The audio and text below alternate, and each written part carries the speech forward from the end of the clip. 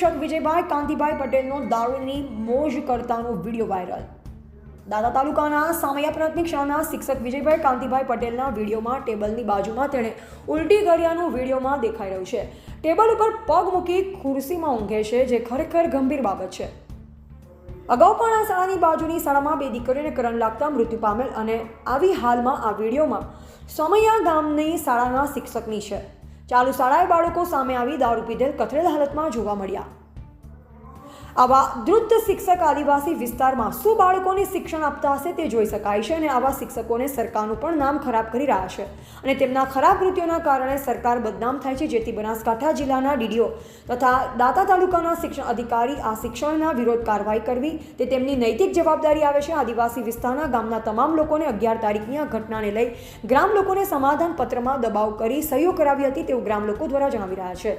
Reporter Nilesh Gamar, Banaskantha.